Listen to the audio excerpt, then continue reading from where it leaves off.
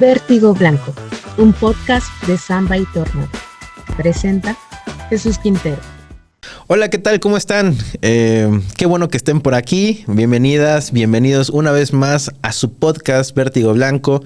Me agrada muchísimo saludarles una vez más y espero que una vez más estemos juntos, pues lavando los trastes, tendiendo la cama, barriendo el departamento, la casa, lo que ustedes gusten, o manejando si es que andan por ahí en el tráfico. Ojalá que este podcast les haga un poquito más llevadero el tráfico, que es horrible. Le mando muchísimos saludos a todas las personas que han estado comentando, que han estado visitando los videos. El primero que fue de Jorge Luis Borges y el anterior que fue de Julio Cortázar. Le han dado mucho cariñito. También en esta ocasión vamos a platicar de una escritora que seguramente la conocen, y si no la conocen, si no la han leído, aquí les voy a chismear un poquito sobre su vida, sobre su obra, qué hay que leer y por qué hay que leerla, porque es una escritora fundamental en la literatura occidental. Desde luego agradecemos a nuestros amigos de SQ Studio, a nuestro amigo Pepe, que es el que nos echa la manita para hacer que todo esto sea realidad. Y bueno, dicho eso, me presento, soy Jesús Quintero, y de parte de Samba y Tornado les saludamos con muchísimo gusto y una vez más estamos aquí con ustedes. Hoy vamos a hablar de una escritoraza. Una escritora fundamental en la literatura occidental. Es esta señora que está por acá, que aquí en la pantalla lo pueden ver, y si nos están escuchando desde Spotify, pues seguramente no la pueden ver, pero aquí tenemos una fotita de Virginia Woolf, que es una de las fotografías clásicas de la escritora. Y pues esta, digamos, es como la recordamos. También hay otra foto donde ella está de perfil. Tendrá unos 20 y tantos años cuando le tomaba esa foto. Pero bueno, en general, esta es la escritora de la que vamos a platicar el día de hoy en este episodio. Dicho eso, pues vamos a comenzar. ¿Quién fue Virginia Woolf? ¿Qué escribió y por qué hay que leerla? Creo que no podemos hablar concienzudamente de Virginia Woolf si no damos un poquito de contexto, ¿no? Estamos en los años 20. Ahorita me voy un poquito atrás para hablar de su nacimiento, pero estamos en los años 20. Acaba de pasar la Primera Guerra Mundial. En unos años va a comenzar la Segunda Guerra Mundial. Y Europa está hecha trizas. Alemania, digamos, como sabemos, tuvo que firmar un tratado de paz donde quedó bastante mal parada. Inglaterra, digamos, como Alemania y como Francia, van a ser epicentro de una gran... Bueno, y además también a lo mejor me estoy saltando también Viena, por ejemplo, con muchos escritores muy interesantes. Por ejemplo, esta novelaza del hombre sin atributos. Pero bueno, me estoy yendo por las ramas. Inglaterra, Alemania y Francia son epicentro de una agitación cultural bien interesante. Además, recordemos que las vanguardias desde finales del siglo XIX y principios del siglo XX están dándolo todo, ¿no? Están dándolo todo en diferentes partes de Europa: Italia, Rusia, Francia, Alemania, Inglaterra. Hay una vanguardia por ahí que en los libros de texto de literatura, en los manuales, vamos a encontrar como modernismo anglosajón. ¿Qué caramba es el modernismo anglosajón? En general se puede definir de muchas maneras y podemos enfilar a las y los escritores, pero el modernismo anglosajón es una vanguardia literaria en donde hay muchísima experimentación, donde se experimenta muchísimo con los personajes, los conflictos, las peripecias, con el tiempo en la narración y desde luego con las formas de narrar. Descubrimos, evidentemente no descubrimos, y menos yo en ese momento, ¿verdad? Porque de repente, como en muchas ocasiones, ya me volví europeo y más particularmente inglés.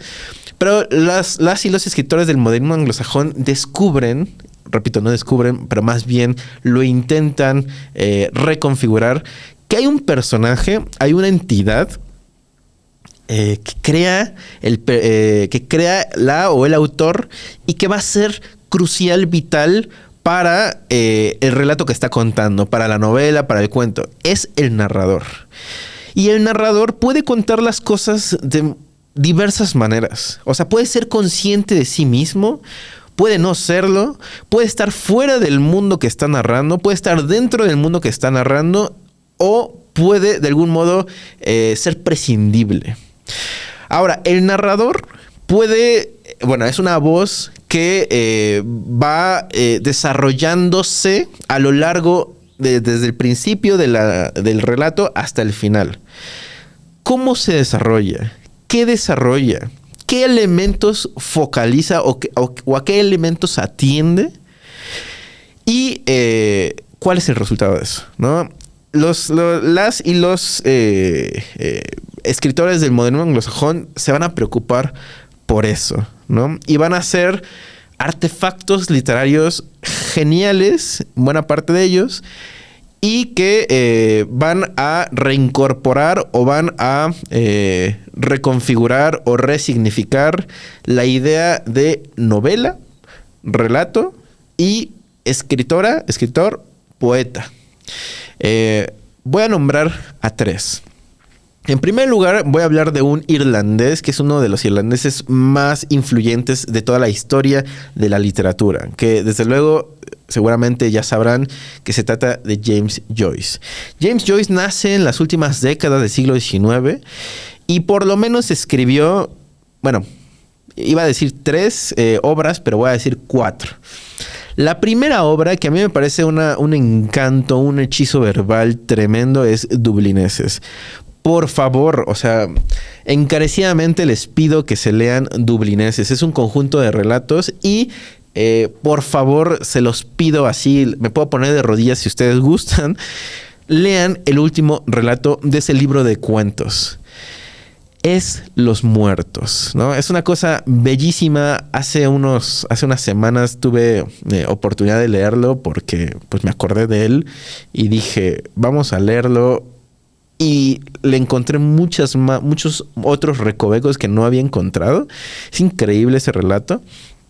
Es increíble cómo al parecer no hay ningún conflicto y no te deja de interesar, ¿no? Hay un personaje, el protagonista se llama Gabriel, su esposa es Greta, y su esposa hacia el final del relato nos habla sobre una historia de algún enamorado que tuvo que se llama Michael, ¿no? Entonces aquí hay elementos que son sumamente interesantes en términos de simbolismo.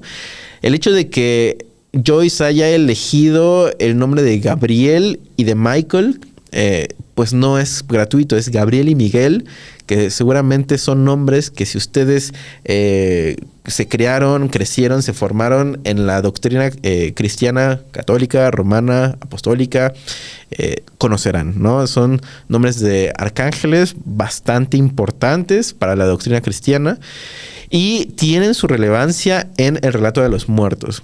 Pero incluso sin saber todo eso, el relato de los muertos es una cosa bellísima. Ahora, Dublineses es quizá el libro más tradicional de James Joyce. Después pasa a ser su primer novela experimental, que es el retrato de un artista adolescente.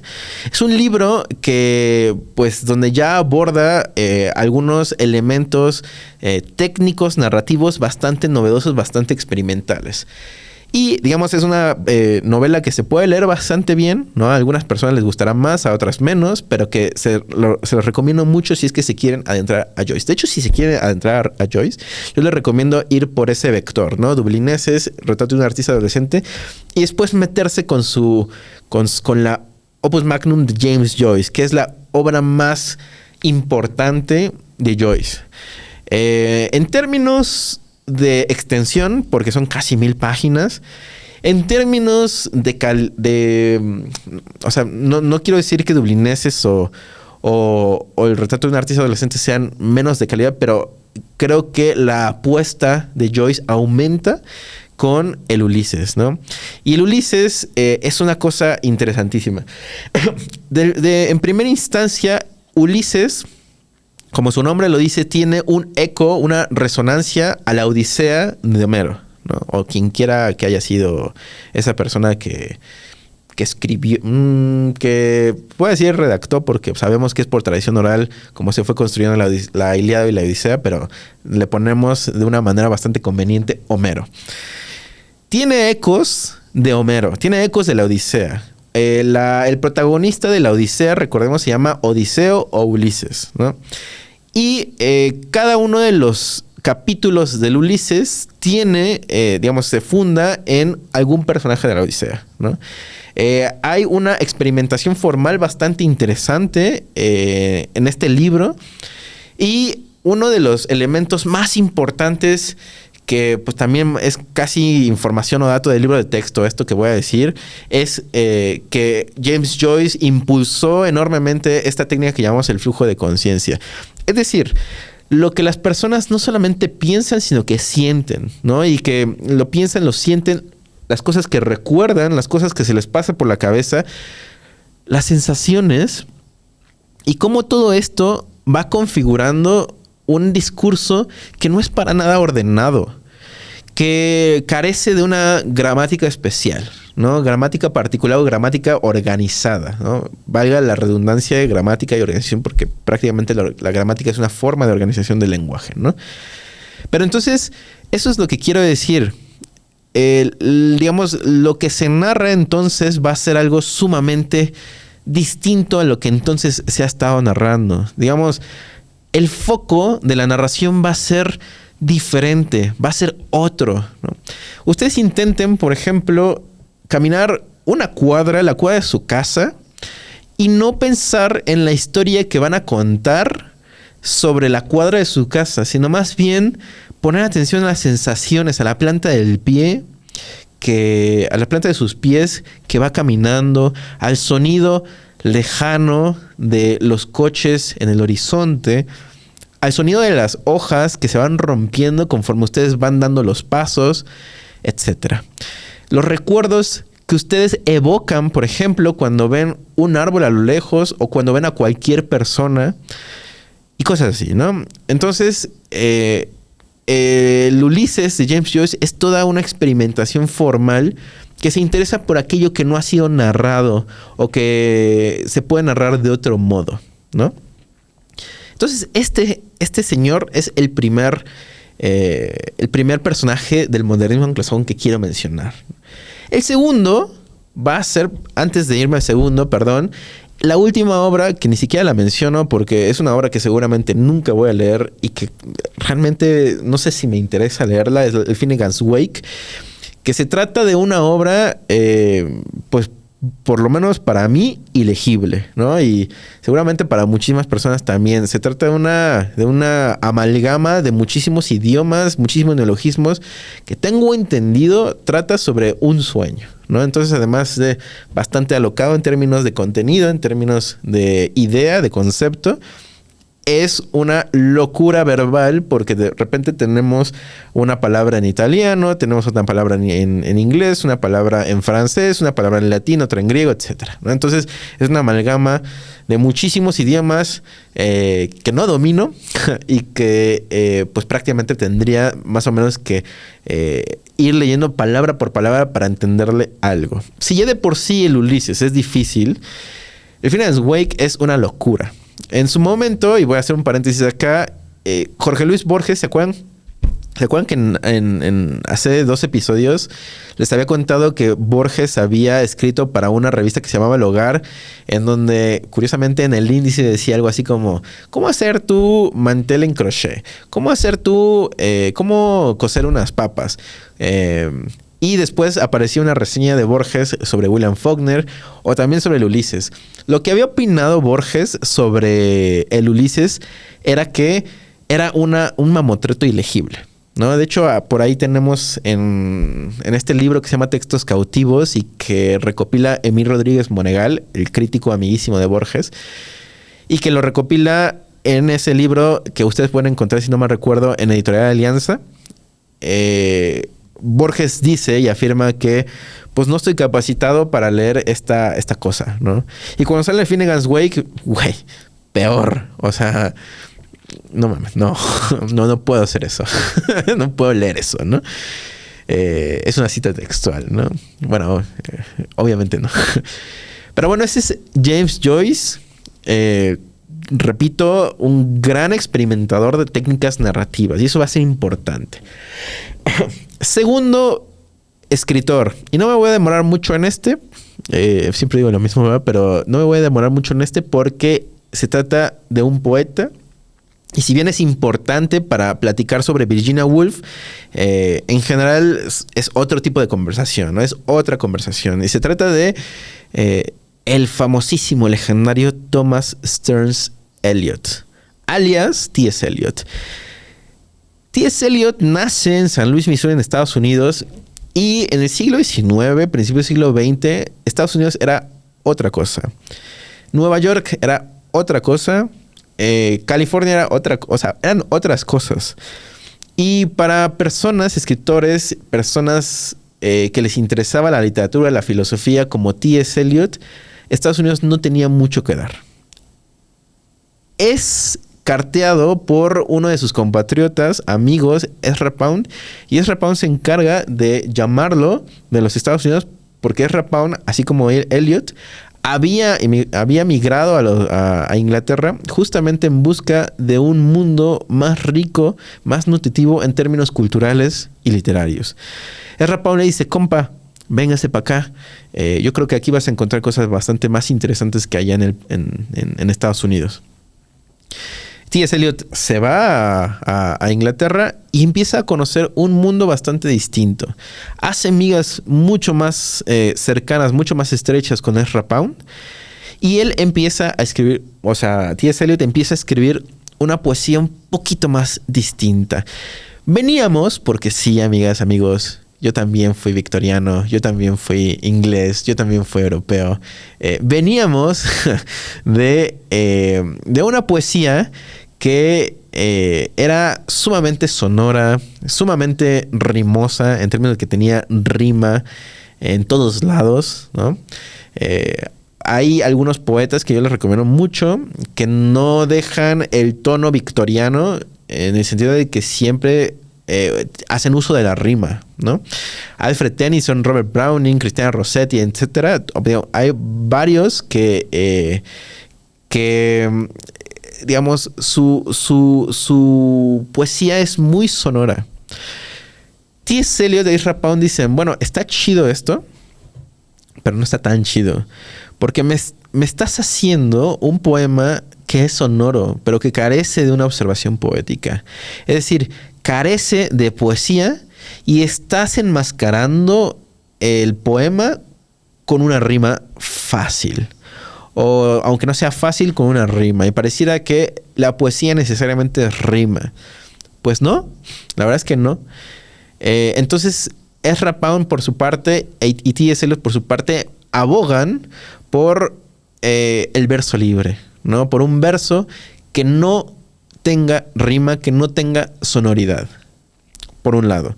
Y como segundo punto, lo victoriano es hijo del romanticismo inglés, por ejemplo, de William Blake, del romanticismo de Byron, ¿no? Del romanticismo francés, desde luego, del alemán.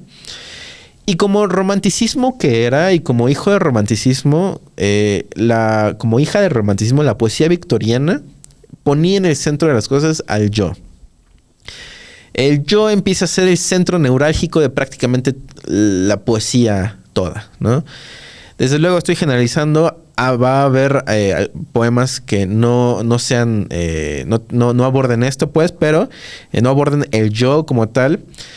Pero sí es importante saber que como hija del romanticismo, la poesía victoriana es sonora y pone en el centro de las cosas al yo, ¿no? Y al individuo, desde luego. Su interioridad, sus emociones, lo sensorial, su rol en el mundo, etc. De manera que T.S. Eliot dice, es que ¿saben qué? Se vuelve la poesía muy sentimental, muy centrada en las emociones, que bueno, está chido, ¿no? Sabemos que las emociones son importantes, pero T.S. Eliot va a abogar por una poesía impersonal. Por una poesía que no centre al yo digamos, que la poesía no focalice al yo, que no enfoque al yo de una manera tan intensa, ¿no? Y entonces él va a abogar tanto por el verso libre y la impersonalidad en la obra literaria, en la obra poética. Y de ahí el año 22 va a publicar una cosa maravillosa que se llama The Wasteland, o en español se le ha traducido como Tierra Baldía o como Tierra Yerma. Depende de las traducciones. La forma en la que se produjo este poema bastante importante fue que pues T.S. Eliot pues, era bastante inseguro, se cuenta, para escribir poesía. Escribía bastante bien y antes de publicarlo, desde luego, se lo daba a amigos a leer. Y uno de esos amigos era el amigo que lo había traído de Estados Unidos a Inglaterra, que era Ezra Pound. Y se lo da a Ezra Pound muy crítico, la verdad es que un gran lector. Le regresa un conjunto de páginas, un conjunto de hojas rayadas, ¿no? Quítale esto, quítale esta página, quítale esta hoja, etc. Le quita un montón de versos, de estrofas, de páginas al poema. Y lo que queda es justamente con unos ajustes aquí y allá, es lo que después T.S. Eliot va a mandar a la editorial. Y aquí me detengo. La editorial a la que manda T.S. Eliot su poema es una que ya es legendaria al día de hoy. Hogarth Press. ¿Y por qué me quiero detener en Hogarth Press? ¿Qué caramba tiene de importante una editorial? Que son muy importantes. Pero esta en especial, ¿qué relevancia tiene en el cuento? Pues los dueños de Hogarth Press eran nada más y nada menos que Virginia y Leonard Woolf. Resulta que este matrimonio en el año 17, si no mal recuerdo, había fundado una editorial justamente para publicar los trabajos de Virginia Woolf. Y Hogarth Press se volvió poco a poco bastante legendaria porque Virginia y Leonard Woolf fueron amigazos de un montón de escritoras, de un montón de escritores que a la postre serían recordados por su experimentación y por su revolución. Entre ellos, desde luego, T.S. Eliot. Y ahora, es el año 22 cuando se publica Tierra Baldía. Es el año 22 cuando se publica el Ulises. Por cierto, eso creo que no lo mencioné, pero es el año 22, ese año milagroso que se publican estas dos obras maestras. Y vamos a nuestra tercera escritora. Entonces, el primero fue James Joyce, después T.S. Eliot, y nuestra escritora tercera va a ser Virginia Woolf. Ella nace en 1882, finales de la segunda del siglo XIX. Ella nace en una familia bastante curiosita, digámoslo así, por decirlo menos, porque tanto su mamá como su papá habían tenido matrimonios previos, y de esos matrimonios habían nacido algunos hijos. De manera que en la casa de los Woolf estaban pues todos mezclados como sopa. Y su madre, Julia Stephen, fallece y se queda la casa a cargo del padre, Leslie Stephen. Hay testimonios tanto de Virginia como de sus hermanas, de Vanessa Stephen. Ahorita vamos a platicar un poquito de Vanessa Stephen, que afirman e indican que Leslie Stephen, el padre de Virginia Woolf, era sumamente agresivo, sumamente violento en términos de género. Con esto quiere decir que a lo mejor es algo del tiempo, quizá, pero de todos sus hijos e hijas, los hijos tenían que irse a estudiar, las hijas tenían que dedicarse al hogar. El señor había estudiado en la Universidad de Cambridge y había conocido un montón de personas que se dedicaban a las letras, a la filosofía, a las ciencias. En la casa de Leslie Stephen, es bien sabido, pasaban muchos intelectuales, ¿no? Este señor que les comenté hace un momento, Alfred Tennyson, un poeta laureado, uno de los poetas más importantes de su generación, del siglo XIX, poeta victoriano, muy importante. Era amigazo de Leslie Stephen, ¿no? Y otros personajes, los ya legendarios Thomas Hardy, por ejemplo, o Henry James, ¿no? Que también era un estadounidense naturalizado inglés, y que pues la verdad es que de él podemos hablar muchísimo, podemos hablar un montón.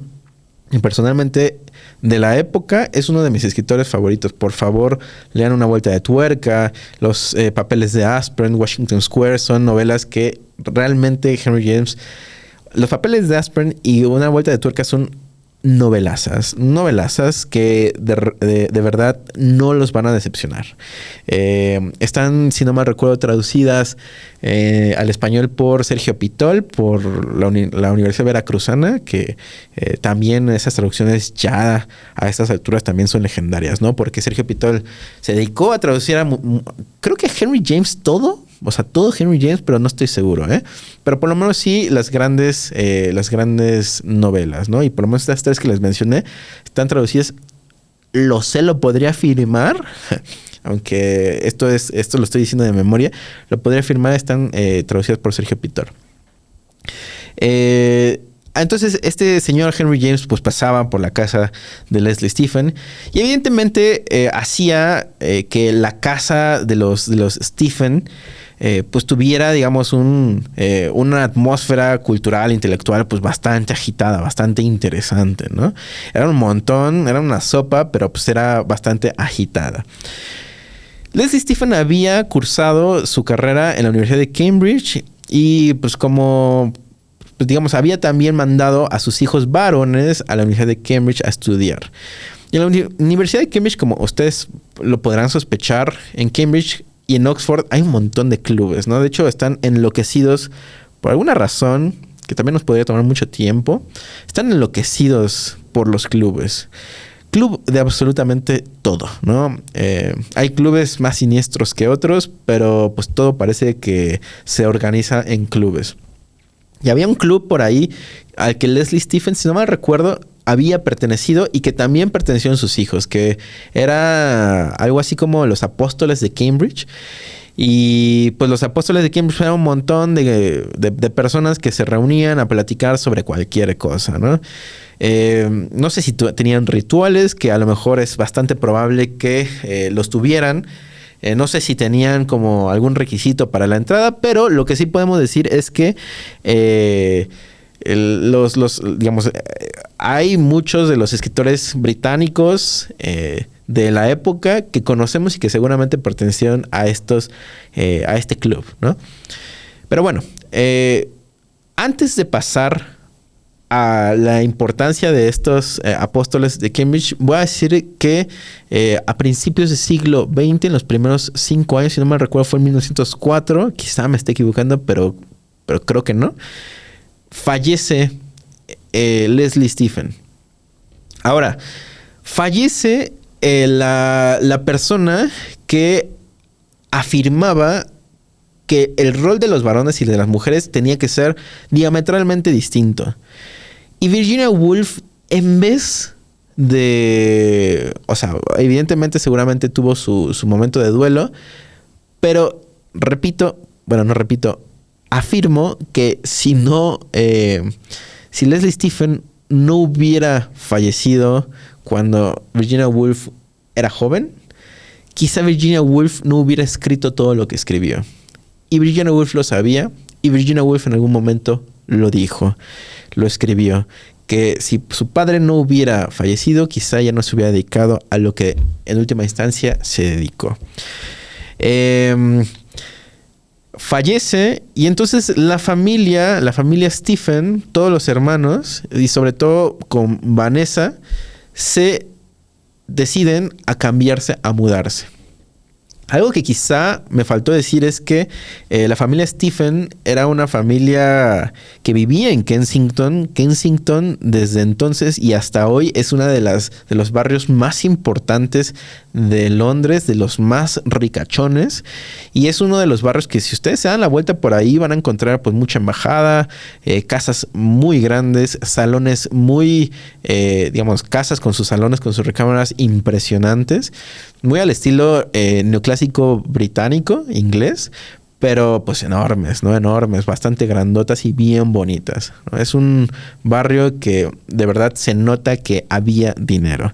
Fallece el padre, toman la decisión de irse a otra casa y toman la decisión de irse a un barrio que está en alzada, ¿no? Que se está perfilando para ser uno de los barrios pues importantones, pero bueno, en ese momento no lo era tanto, ¿no? Que es Bloomsbury. Hoy en día Bloomsbury es uno de los barrios también más ricachones de Londres. También vamos a encontrar casas bastante bonitas, edificios con departamentos bastante bonitos. Hay universidades importantes en ese barrio y pues en general, la vida intelectual es bastante agitada en esa colonia, en ese fraccionamiento. Si no mal recuerdo fue en el parque de Gordon Square. Pues imaginemos que se trata de un parque como redondo, ¿no? En donde había pues muchos árboles no sé si entonces había muchos árboles, pero es un parque redondo y que daba la vuelta, ¿no? Como una especie de rotondita. Y en una de esas casas, no sé el número, la verdad, no me acuerdo el número, vivía la familia Stephen, ¿no? Y ahora bien, como les comentaba, los apóstoles de Cambridge son importantes porque cuando los hijos de Leslie Stephen van a la universidad, pues se hacen amigos de los apóstoles de Cambridge, porque ellos pertenecen a ese club. Y los apóstoles de Cambridge, pues entre ellos podemos encontrar a economistas, escritores, políticos y muchos filósofos y muchas otras personalidades. Cuando van a Londres, van a visitar a sus compañeros del club y van a la casa de los Stephen. Y es ahí donde van a casa de Virginia Woolf. De repente hay un montón de amigazos de sus hermanos que están asistiendo a fiestas, a reuniones y que están conformando uno de los grupos más importantes de la época en términos intelectuales. Nada más para que se den la idea, a esas reuniones iban gente como Bertrand Russell, Ludwig Wittgenstein, que es el filósofo, uno de los filósofos del siglo XX. Iban, economistas como Keynes, ¿no? Que también es conocidísimo como cómo sostenían conversaciones sobre muchas cosas. Catherine Mansfield también iba hacia allá y poco a poco se va conformando un grupo de intelectuales bastante importante. Este grupo le vamos a llamar, digámosle así, iba a decir un chiste, pero mejor me lo salto. Se va a llamar el grupo de Bloomsbury o el círculo de Bloomsbury, ¿no? Es un montón de intelectuales que de repente tienen fiestas, tienen reuniones y que van a tener un comportamiento bastante distinto a la normalidad londinense inglesa. Recordemos, repito, que venían de una época victoriana. Ya describí un poquito su poesía, ya describí un poquito su literatura, pero en términos morales era sumamente conservadora. Es conocidísima esa época por ser sumamente represora en términos sexuales, en términos intelectuales, en términos afectivos, entre otras cosas, ¿no? Era una moralidad y una mentalidad bastante cerrada, bastante basada en las apariencias, etcétera, ¿no? Y este círculo de Bloomsbury va a ser una amenaza para esa moralidad o para ese comportamiento. ¿Por qué? Porque su comportamiento sexual, ¿no? Va a ser bastante distinto, ¿no? La orientación sexual de muchos de sus integrantes. Pues la verdad es que no sabemos cuál va a ser, pero lo que sí les puedo decir es que pues existía, digamos, tenían relaciones sexoafectivas bisexuales, homosexuales, heterosexuales, digamos, 1 con 1, 2 con 1, 3 con 1, todos con todos, etcétera, ¿no? Y bueno, digamos, el comportamiento sexual era bastante distinto a lo que los victorianos asumían, ¿no? Y sostenían. Entonces, ese comportamiento sexual, la verdad, bueno, comportamiento sexoafectivo va a resultar también una semilla para muchísimas ideas, para muchísimo pensamiento, para muchísimo arte, ¿no? Digamos, hay personas como Ian Forster, Lytton Strachey, John Maynard Keynes, Bertrand Russell, Wittgenstein, Catherine Mansfield, Vita Sackville West, Vanessa Stephen, la hermana de Virginia Stephen. Y había un muchacho, si no me recuerdo, economista, que también acudía a las reuniones del círculo de Bloomsbury, que era Leonard. Leonard le hace ojitos a Virginia. Virginia no está interesada, ¿no? Porque Virginia tenía una... simplemente no le interesaban los hombres, ¿no? Pero Leonard fue bastante tenaz, bastante insistente, bastante consistente. Le hizo bastantes ojitos a Virginia. Lo curioso acá es que Virginia ve en Leonard para empezar, Virginia evidentemente no quería casarse. Virginia no quería tener hijos. Y además Virginia tenía unos episodios depresivos, me parece. Realmente no conozco el diagnóstico psiquiátrico de Virginia Woolf, pero tenía algunos episodios que la hundían bastante, ¿no? Leonard sabía de estos episodios y Virginia Woolf ve en Leonard una posibilidad de hacer las cosas que ella quiere sin necesidad de caer en la tradición doméstica. Quiero decir, sí se iba a casar, sí iba a vivir con un hombre, pero su matrimonio podía ser distinto. Leonard parecía que era un hombre que podía entender lo que Virginia Woolf quería y estaba dispuesto a participar en la creación de las condiciones materiales y abstractas para que Virginia Woolf hiciera lo que quería hacer, que era escribir. De manera que, pues sí, si no me recuerdo, cuando tiene 30 años, Virginia Woolf se casa con Leonard Woolf y, digamos, si no me recuerdo, fue en el 1912, ¿no? En una de esas ya me estoy yendo por otro lado, pues quién sabe. Pero creo que fue en el 12 y digamos, hacen una vida juntos que también es una vida que está muy relacionada con el círculo de Bloomsbury.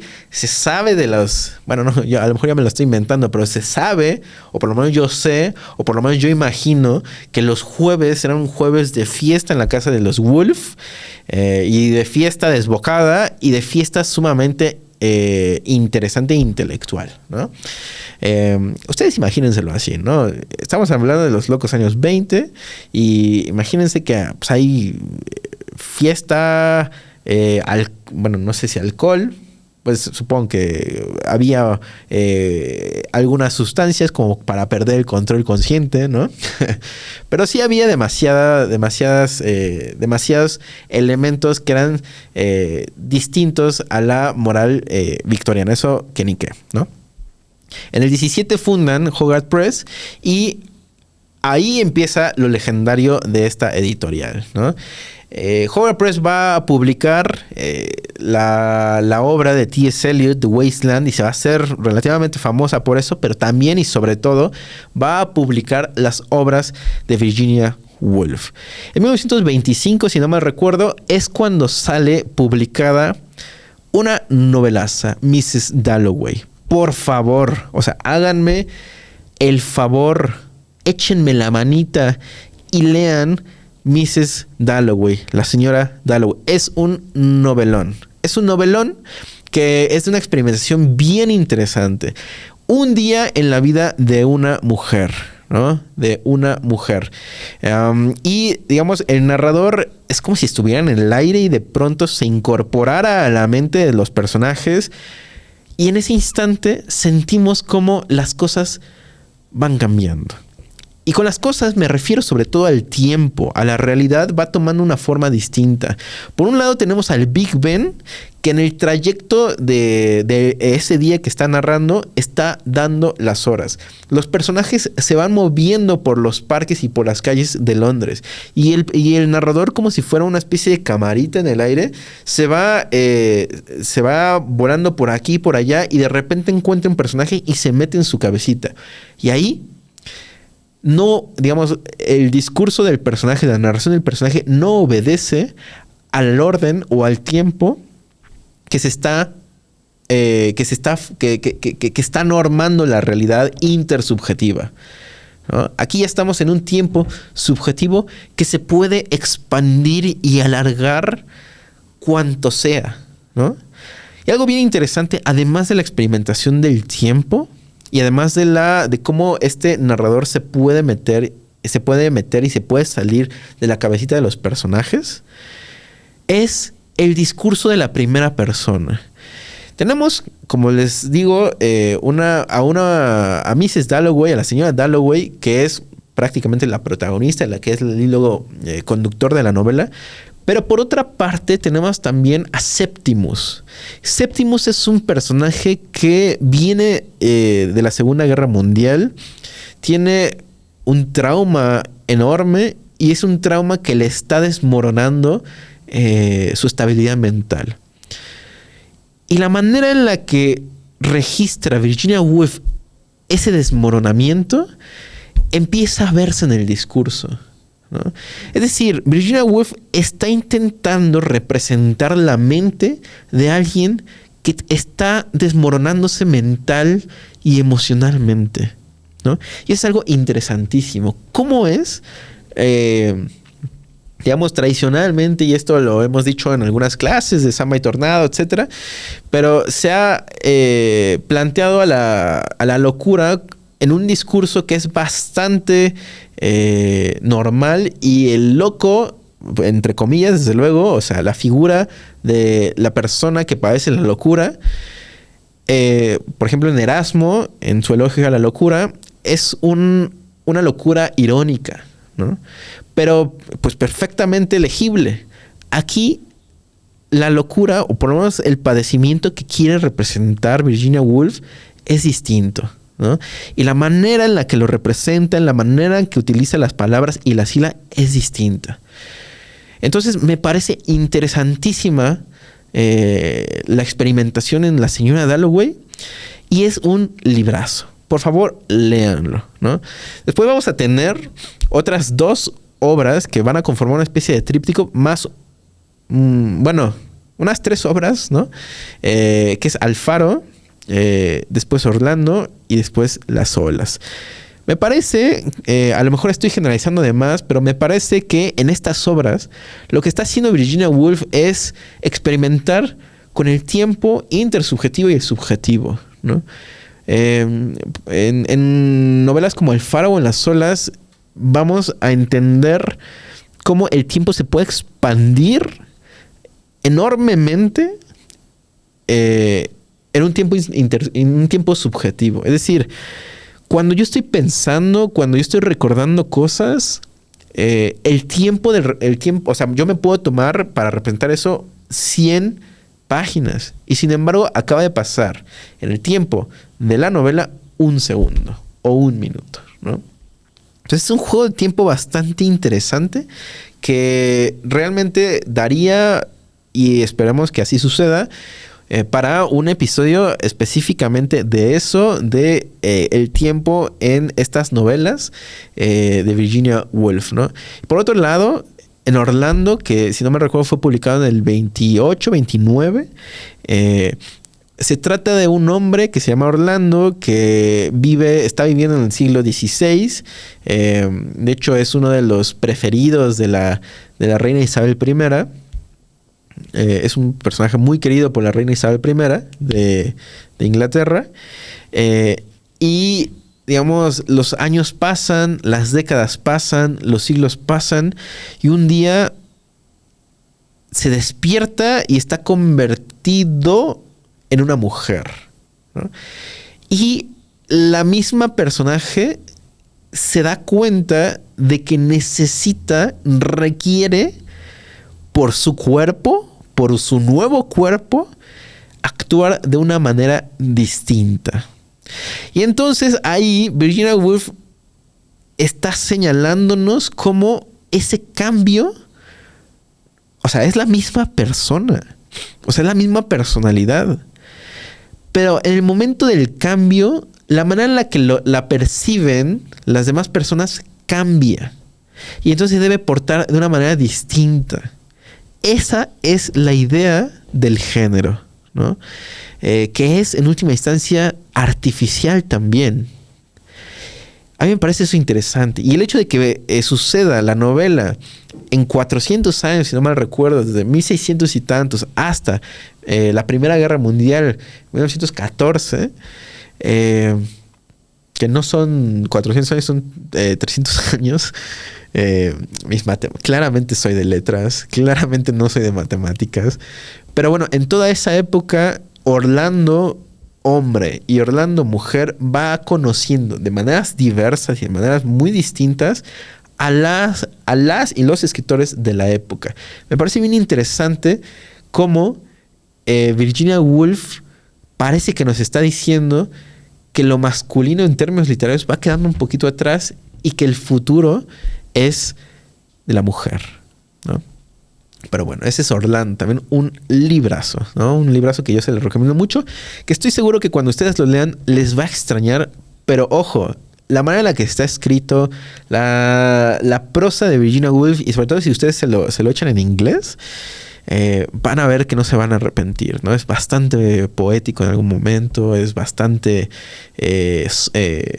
no sé, o sea, se nota que Virginia Woolf era una grandísima poeta que escribía novelas, ¿no? Y un libro del cual necesito necesariamente, valga la redundancia, necesito hablar, que es La habitación propia, que se trata de una conferencia que ella dictó en la Universidad de Cambridge, porque se la pidieron, ¿no? Si no me recuerdo, lo que le pidieron era algo así como el rol de la mujer en las letras, en la literatura o en la historia de la literatura. Y ella, me parece brillante este ensayo porque de algún modo nos cuenta la manera en la que se le va ocurriendo qué decir, ¿no? O sea, no solamente es la conferencia, sino es de algún modo la historia que da origen a la conferencia, ¿no? Empieza la obra ella y una compañera del Newnham College, que es un college de la Universidad de Cambridge que es el único que acepta mujeres. Y se están quejando del almuerzo, ¿no? Del almuerzo que les acaban de dar. Y ella dice, güey, ¿cómo es posible que nos pasemos horas quejándonos del almuerzo que nos acaban de dar? ¿Será que los hombres también se quejan de lo mismo? Pero, ¿y si no? Eso quiere decir que nosotras nos estamos quejando de algo de un problema que los hombres no tienen. Y que por ese problema que nosotras sí tenemos, no lo estamos destinando a otra cosa del intelecto, a la astronomía, a la filosofía, a la literatura. Es decir, las preocupaciones son otras porque los problemas son otros, ¿no? Y de ahí hay otra anécdota que le parece una barbaridad y que a todas y a todos nos pareciera una barbaridad hoy en día, que es que a Virginia Woolf no la dejan entrar a una biblioteca sola. O sea, ¿como por qué? ¿No? O sea, como ¿por qué no la van a dejar entrar a la biblioteca? La verdad se enoja un montón, o sea, se indigna Virginia Woolf y con muchísima razón. Y ella, entonces, con estos dos elementos, ella va planteando de una manera, desde luego, sí conceptual, pero sobre todo y de manera sumamente interesante, cómo la mujer ha vivido y ha escrito de manera diferente a los hombres. ¿Dónde está la tradición de las mujeres en literatura? ¿Dónde está la tradición de las mujeres en filosofía? Y todo lo va aterrizando en algo tan tangible como un muro, como una mesa, como un sofá, como un cuarto propio, una habitación propia. Me parece genial cómo en vez de hablarnos sobre la clase social, sobre el género, en vez de hablarnos en conceptos, en términos filosóficos, se va a lo más básico, a lo más tangible, a lo más material, como un cuarto propio. Las mujeres necesitan un cuarto propio para poder escribir. ¿Qué es lo que le da un cuarto propio? Pues si está trabajando en la sala, la están molestando pues su esposo, los gritos de sus hijos, la están interrumpiendo, pues, los gritos de sus hijos, las labores domésticas. Es decir, la escritora del siglo XVIII, XIX o de cualquier tiempo está escribiendo y como no tiene un cuarto propio, la están interrumpiendo, no se está concentrando. Y Virginia Woolf es una grandísima lectora porque, por ejemplo, en novelas de las hermanas Bronte, de Jane Austen, entre otras, ella ve algunos pasajes que son bastante fuertes y ve pasajes que son bastante débiles. Y ella hace hipótesis de por qué son débiles los pasajes débiles. Y ella dice, güey, es que seguramente acá la interrumpieron pues porque le pidieron un vaso de agua, ¿no? Pero si tuviera un cuarto propio, hubiera podido hacer otra cosa. A mí me parece genial la premisa de ese ensayo. Me parece todavía sumamente vigente. Cuando leemos ese ensayo, estamos leyendo, estamos en presencia de una inteligencia que 100 años después sigue sumamente vigente y nos sigue asombrando, ¿no? O sea, como un gran ensayo, como una buena conferencia, nos sigue dando muchísima luz a un tema que merece muchísima luz. Entonces me parece un ensayo genial. Por este ensayo, Virginia Woolf se ha incorporado en las listas de feministas, desde luego, de activistas feministas, etcétera, ¿no? Y es un manifiesto claramente feminista, ¿no? Y es un manifiesto sumamente inteligente. Entonces estas novelas, ¿no? Repito, La señora Dalloway, Alfaro, Las olas, Orlando, Una habitación propia, son novelas que hay que leer de Virginia Woolf porque son libros, pues, son novelas, un ensayo, son libros que hay que leer de Virginia Woolf. Yo podría, o sea, si quieren, ahí en comentarios nos vemos porque yo les apuesto, hay unos 100 pesitos a que les van a gustar, ¿no? Pueden parecer en algún momento, sobre todo Alfaro y Las olas, un poquito difíciles. Mrs. Dalloway yo creo que no tanto, pero pueden parecer un poquito difícil justamente por la experimentación narrativa, la experimentación en técnicas que está haciendo Woolf, ¿no? Entonces, a mí me parece que hay que leerla, ¿no? Es una escritoraza influyente como pocas. Es la escritora inglesa por excelencia, ¿no? Realmente, como les comentaba hace rato, lamentamos mucho la manera en la que falleció. Es legendaria. Ella se hundió en un río, se puso un abrigo, se puso piedras en las bolsas del abrigo y se dejó llevar por el río. Hay una película muy buena que siempre la recomiendo cada vez que hablo sobre Virginia Woolf, que es Las horas. Está protagonizada por Nicole Kidman. Nicole Kidman le hace de Virginia Woolf y la verdad que, si no mal recuerdo, fue por esa película por la cual ganó el Oscar Nicole Kidman. Es una gran película, yo se la recomiendo muchísimo. Nos deja ver un poquito sobre la vida de Virginia Woolf, sobre la historia de Mrs. Dalloway, etcétera, ¿no? Totalmente recomendable. Y pues nada, creo que hasta aquí llegamos en esta ocasión. Realmente hay muchísimo que leer sobre Virginia Woolf. Si ustedes tienen alguna pregunta, alguna duda, por favor, ahí está en los comentarios. Pongan si les gustó este video, si no les gustó. Ojalá que sí les haya gustado. Digamos, si tienen algún comentario, pues algún comentario constructivo, también ahí les estamos esperando con muchísimo gusto. Pónganle like al video, suscríbanse y pues nada.